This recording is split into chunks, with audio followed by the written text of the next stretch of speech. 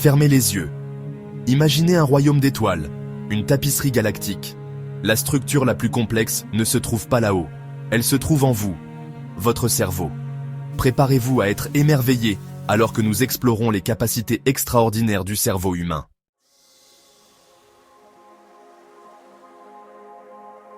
Imaginez tenir l'univers au creux de votre main, vibrant d'impulsions électriques. Voici votre cerveau, un microcosme d'une complexité infinie. Allah dit dans le Coran, « Et sur la terre, il y a des signes pour ceux qui ont la certitude. » Coran 51, 20. Rejoignez-nous pour explorer les frontières des neurosciences et percer les secrets du cerveau humain. Le prophète Muhammad, que la paix et la bénédiction de Dieu soient sur lui, a dit « La recherche du savoir est une obligation pour tout musulman. »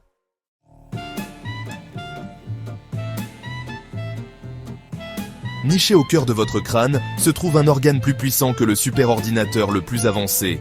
C'est votre cerveau, un univers de 1,4 kg, composé de cellules et d'impulsions électriques. Embarquez pour une visite guidée de ce paysage neuronal extraordinaire.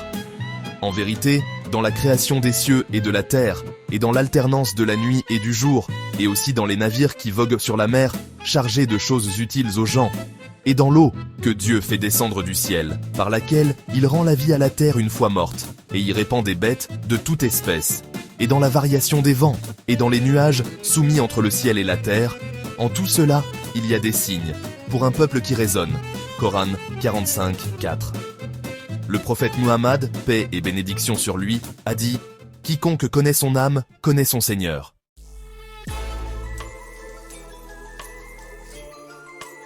Le cortex cérébral, la couche la plus externe de votre cerveau, est le siège des fonctions cognitives supérieures, divisé en deux hémisphères, chacun ayant ses propres spécialités. Ces lobes communiquent entre eux, vous permettant d'interagir avec le monde de manière fluide. Comme il est mentionné dans le Coran, il vous a donné l'ouïe, la vue et l'intellect, que vous êtes peu reconnaissant. Coran 32, 9. Et dans un hadith, la recherche du savoir est une obligation pour tout musulman. Sunan Ibn Majah.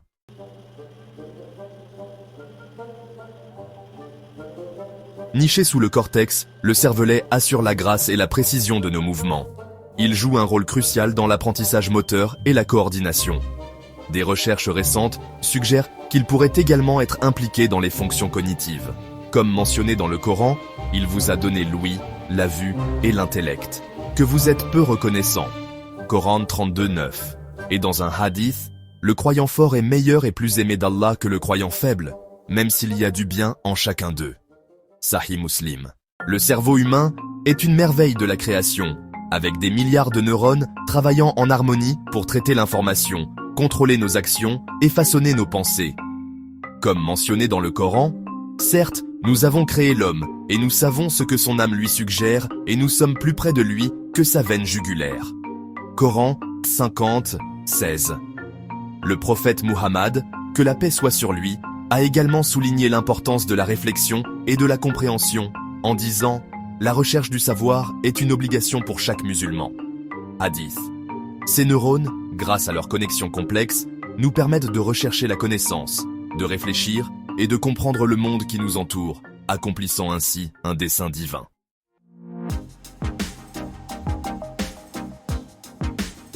L'hippocampe joue un rôle crucial dans la formation des souvenirs. Il trie et catégorise les souvenirs, les reliant en fonction de thèmes communs.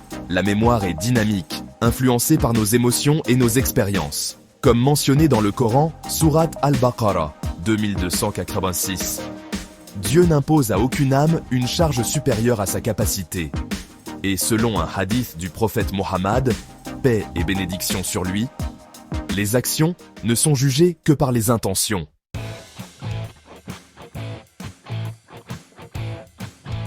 La communication ultra rapide du cerveau nous permet de traiter l'information et de réagir en un éclair. Cette vitesse est essentielle à notre survie et à notre intelligence. C'est la base de notre capacité à résoudre des problèmes et à faire preuve de créativité.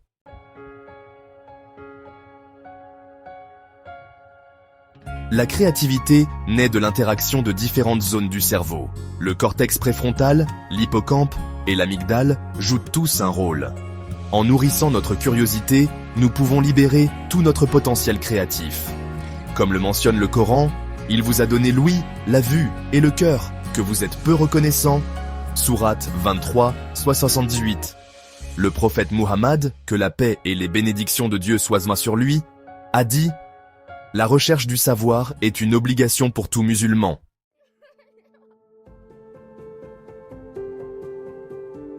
Nos sens sont les fenêtres par lesquelles nous percevons le monde, interprété et déchiffré par notre cerveau. Chaque sens possède une voie dédiée vers des centres de traitement spécialisés dans le cerveau. Loin d'être passif, notre cerveau construit activement notre perception de la réalité. Le Coran nous rappelle cette bénédiction.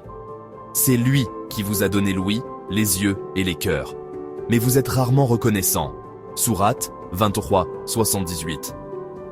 Le prophète Mohammed, paix et bénédiction sur lui, a dit « Celui qui ne remercie pas les gens ne remercie pas Allah ».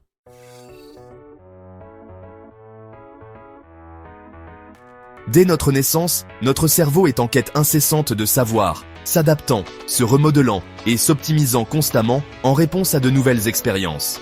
Cette remarquable capacité d'apprentissage n'est pas figée, mais plutôt un processus dynamique qui se poursuit tout au long de notre existence, façonnant qui nous sommes et comment nous interagissons avec le monde. Imaginez le cerveau comme un jardin, un terrain fertile où de nouvelles connexions, telles de délicates jeunes pousses, germent constamment. Chaque expérience, chaque interaction, chaque information que nous rencontrons a le potentiel de nourrir ces connexions, les aidant à s'épanouir et à se renforcer. Ce processus, connu sous le nom de plasticité synaptique, est le fondement même de l'apprentissage et de la mémoire. Apprendre ne se résume pas à accumuler des faits et des chiffres. Il s'agit de donner un sens au monde qui nous entoure, de développer de nouvelles compétences et de s'adapter à de nouvelles situations. Il s'agit de remettre en question nos a priori, d'élargir nos horizons et d'affiner continuellement notre compréhension de nous-mêmes et de l'univers dans lequel nous vivons.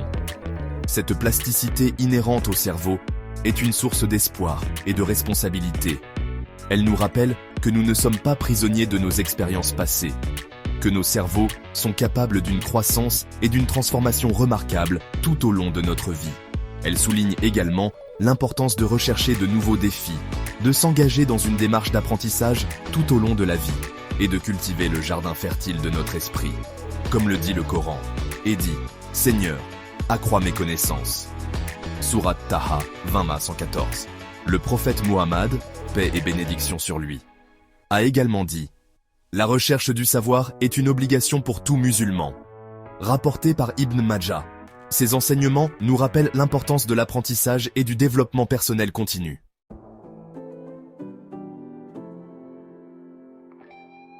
De tous les mystères que recèle le cerveau, le plus profond est peut-être l'essence même de notre être, la conscience. Qu'est-ce qui, dans cet organe de 1,4 kg, cette symphonie d'impulsions électriques et de réactions chimiques, donne naissance à l'expérience subjective d'exister, à la sensation du « moi » qui teinte chacune de nos pensées, sensations et émotions. Scientifiques et philosophes se penchent sur cette question depuis des siècles, et pourtant, elle reste l'un des sujets les plus insaisissables et débattus des neurosciences. Certaines théories avancent que la conscience émergerait de l'interaction complexe de milliards de neurones, une symphonie d'activités qui transcenderait, d'une manière ou d'une autre, la somme de ses parties. D'autres suggèrent que la conscience serait une propriété fondamentale de l'univers, au même titre que la gravité ou l'électromagnétisme, et que nos cerveaux ne seraient que des récepteurs syntonisés sur cette fréquence universelle. Bien que nous n'ayons pas encore de réponse définitive à la question de la conscience, explorer ce mystère nous amène au cœur même de ce que signifie être humain. Cela nous force à confronter les limites de notre compréhension actuelle et à apprécier l'immense complexité du cerveau. Cela nous rappelle que même à l'ère des neurosciences avancées, d'immenses territoires restent à explorer dans nos propres têtes. L'aspect le plus remarquable de la conscience est peut-être sa nature subjective. Chacun de nous perçoit le monde à travers un prisme unique, façonné par nos souvenirs, nos émotions et nos perspectives individuelles. Ce monde intérieur de pensées, de sentiments et de sensations est inaccessible aux autres, un sanctuaire privé où nous sommes à la fois observateurs et observés. Le Coran dit « Et dans la terre, il y a des signes pour ceux qui croient avec certitude, ainsi qu'en vous-même. N'observez-vous donc pas ?» Sourate Ad-Dariyat, 51, 20, 21. Le prophète Muhammad, paix et bénédiction sur lui, a dit « Celui qui se connaît soi-même, connaît son Seigneur ».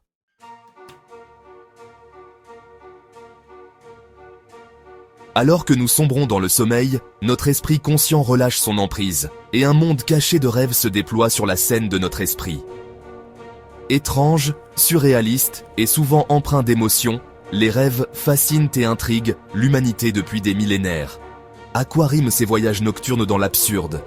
Sont-ils de simples décharges neuronales aléatoires, ou portent-ils une signification plus profonde, offrant un aperçu des recoins obscurs de notre subconscient? Bien qu'il n'existe pas de théorie unique et universellement reconnue sur le rêve, les neuroscientifiques ont réalisé des progrès considérables dans la compréhension des mécanismes biologiques en jeu. Durant le sommeil paradoxal, une phase du sommeil caractérisée par des mouvements oculaires rapides, une activité cérébrale intense et une paralysie musculaire, notre cerveau est parcouru par une vague d'impulsions électriques, notamment dans les zones liées aux émotions, à la mémoire et à l'imagerie visuelle. Cette symphonie neuronale façonne les paysages vivants et souvent étranges de nos rêves, où les lois de la logique et du temps sont suspendues. Certains chercheurs estiment que les rêves jouent un rôle crucial dans la consolidation de la mémoire, contribuant à traiter et à intégrer les expériences vécues durant la journée dans la mémoire à long terme. D'autres suggèrent que les rêves agissent comme une sorte de thérapeute nocturne, nous permettant de gérer nos émotions, nos angoisses et nos conflits non résolus dans un environnement sûr et symbolique. D'autres encore avancent que les rêves ne sont qu'un effet secondaire de la propension naturelle du cerveau à rechercher des schémas et à interpréter l'activité neuronale aléatoire. Quel que soit leur objectif, les rêves offrent une fenêtre captivante sur les rouages internes de notre esprit. Ils nous rappellent que même endormi, notre cerveau reste actif, créatif et constamment à la recherche de sens, aussi bien internes qu'externes. En prêtant attention aux thèmes, aux émotions et aux symboles récurrents qui peuplent nos songes, nous pouvons glaner de précieuses informations sur notre vie éveillée, dévoilant des désirs, des peurs et des motivations enfouies.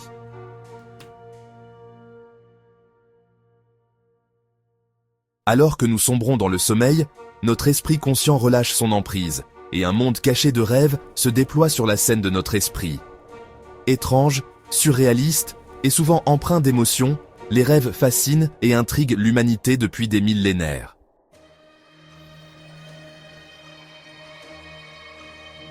Section 3. Le territoire inexploré, télépathie et au-delà. Imaginez un monde où les pensées pourraient être transmises directement d'un esprit à l'autre, où la communication transcenderait les frontières du langage et de la distance. C'est la promesse fascinante de la télépathie, un concept qui a longtemps captivé l'imagination des auteurs de science-fiction. Mais un tel phénomène pourrait-il réellement exister, ou n'est-ce que le fruit de notre imagination? Bien que la communauté scientifique reste sceptique quant à la télépathie, invoquant un manque de preuves tangibles et l'absence de mécanismes plausibles, l'idée persiste dans la culture populaire et continue d'intriguer ceux qui croient au potentiel inexploité de l'esprit humain. Ses partisans citent des anecdotes de rêves partagés, de prémonitions et de cas apparemment inexplicables de communication de pensée à pensée comme preuve de son existence. D'un point de vue neuroscientifique, la possibilité de la télépathie soulève des questions fascinantes sur la nature de la conscience, les limites de notre compréhension actuelle du cerveau et le potentiel de formes d'énergie ou de communication encore inconnues. Si nos pensées sont effectivement accompagnées de signaux électromagnétiques subtils, comme le supposent certains chercheurs, ces signaux, aussi faibles soient-ils, pourraient-ils être détectés et interprétés par un autre cerveau, comme un récepteur radio s'accordant sur une fréquence spécifique? Bien que la télépathie reste fermement ancrée dans le domaine de la conjecture, la quête pour comprendre le plein potentiel du cerveau humain continue de stimuler la recherche scientifique. En explorant les mystères de la conscience, de la perception et de la nature même de la réalité, nous pourrions découvrir des capacités et des phénomènes qui remettent en question notre compréhension actuelle de ce que signifie être humain. Le voyage dans les territoires inexplorés de l'esprit ne fait que commencer. Et nous avons certes créé l'homme, et nous savons ce que son âme lui suggère, et nous sommes plus près de lui que sa veine jugulaire. Coran 50, 16. Prenez garde à l'intuition du croyant, car il voit avec la lumière d'Allah. Tirmidhi.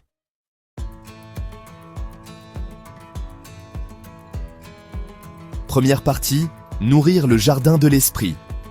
Imaginez votre cerveau comme un magnifique jardin, un écosystème dynamique aux chemins interconnectés, en constante croissance et évolution. Comme tout jardin, il s'épanouit grâce à des soins et une attention adéquate, répondant positivement à la nourriture, à la stimulation et aux périodes de repos. Heureusement, nous avons la capacité de cultiver ce jardin extraordinaire, d'améliorer ses fonctions cognitives et de libérer son potentiel illimité. L'un des moyens les plus efficaces de nourrir le jardin de votre esprit est l'apprentissage continu. Comme le dit le prophète Mahomet, paix et bénédiction sur lui, la recherche de la connaissance est une obligation pour chaque musulman. Vivez de nouvelles expériences, plongez dans des sujets inconnus, remettez en question vos hypothèses et n'arrêtez jamais de poser des questions. Le Coran nous rappelle dans la sourate Al-Mujadila 58-11 « Allah élèvera en degrés ceux d'entre vous qui auront cru et ceux qui auront reçu le savoir. » Apprendre de nouvelles compétences, qu'il s'agisse d'une langue étrangère, d'un instrument de musique ou d'un concept scientifique complexe, crée de nouvelles voies neuronales, renforce les connexions existantes et maintient votre cerveau agile et adaptable. La lecture, en particulier, offre un entraînement profond pour le cerveau. Le prophète Mahomet, paix et bénédiction sur lui, a dit « Le meilleur d'entre vous est celui qui apprend le Coran et l'enseigne. » S'immerger dans un bon livre stimule plusieurs régions du cerveau simultanément, améliorant la compréhension du langage, la mémoire, la pensée critique et même l'empathie. Lorsque vous plongez dans les pages d'un roman, votre cerveau construit des images mentales vives, traite des récits complexes et se connecte émotionnellement aux personnages et à leurs expériences. Mais l'apprentissage ne se limite pas aux manuels scolaires et aux salles de classe. Recherchez des occasions de stimulation intellectuelle dans la vie quotidienne. Le prophète Mahomet, paix et bénédiction sur lui, a dit « La sagesse est la propriété perdue du croyant. Où qu'il la trouve, il en est le plus digne. » Engagez des conversations stimulantes, explorez de nouveaux loisirs, assistez à des conférences et à des ateliers, et ne sous-estimez jamais le pouvoir de la simple observation du monde qui vous entoure avec curiosité et ouverture d'esprit.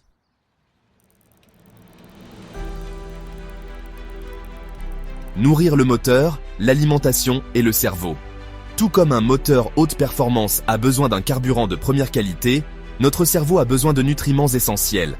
Les aliments fournissent les éléments constitutifs des neurotransmetteurs, influençant ainsi notre humeur et nos fonctions cognitives. Une alimentation saine pour le cerveau doit être riche en antioxydants, que l'on trouve dans les fruits et légumes colorés, qui protègent les cellules cérébrales contre les radicaux libres. Les acides gras oméga 3, abondants dans les poissons gras comme le saumon, le thon et le maquereau, sont essentiels au maintien de l'intégrité des membranes des cellules cérébrales. Rester hydraté est tout aussi crucial. L'eau facilite le transport des nutriments et l'élimination des déchets. La déshydratation peut nuire aux fonctions cognitives. En faisant des choix éclairés, nous pouvons optimiser notre santé cérébrale. Comme le mentionne le Coran dans la sourate Al-Baqarah, verset 168, « Ô homme, mangez de ce qui est licite et bon sur la terre. » Et le prophète Mahomet, que la paix et les bénédictions de Dieu soient sur lui, a dit « Le croyant fort est meilleur et plus aimé d'Allah que le croyant faible, bien qu'il y ait du bien en chacun. » Sahih Muslim. En suivant ces conseils, nous pouvons non seulement améliorer notre santé physique, mais également notre bien-être mental et spirituel.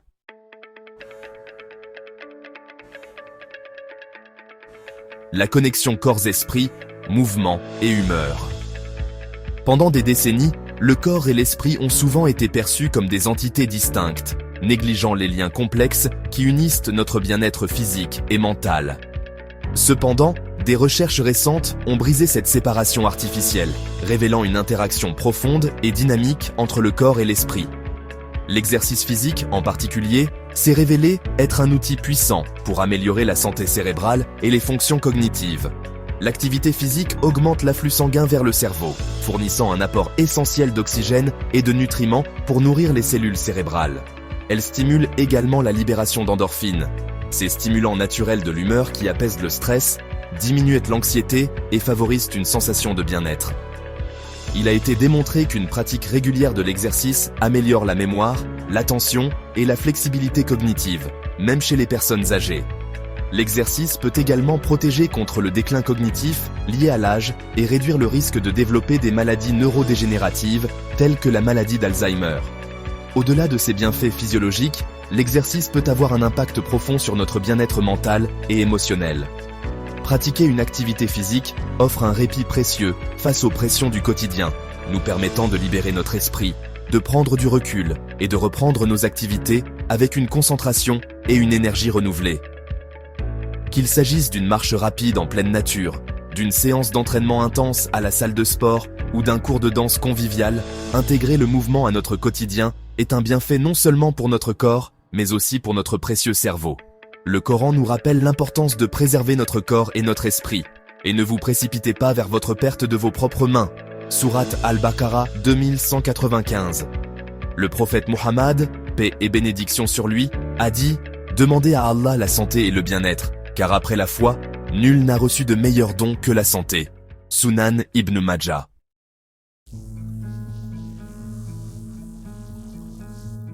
Les territoires inexplorés de l'esprit. Tels des explorateurs cartographiant un vaste continent, les neuroscientifiques découvrent des secrets qui redéfinissent notre compréhension de la pensée et de la conscience. Le cerveau est une symphonie dynamique d'impulsions électriques et de réactions chimiques. Constamment façonné par nos expériences, il s'adapte sans cesse. Cette plasticité témoigne de la formidable puissance de l'évolution. Les mystères de la conscience et du moi demeurent insaisissables. Où se situent les limites de la cognition humaine ? Voilà des questions fondamentales sur l'humanité. Chaque découverte soulève davantage de questions, nous entraînant toujours plus loin dans ce voyage de découverte de soi. Et sur la Terre, il y a des signes pour ceux qui croient avec certitude, ainsi qu'en vous-même. N'observez-vous donc pas ? Coran 51, 20, 21. Le prophète Muhammad, que la paix et les bénédictions soient sur lui, a dit « Celui qui se connaît soi-même connaît son Seigneur. »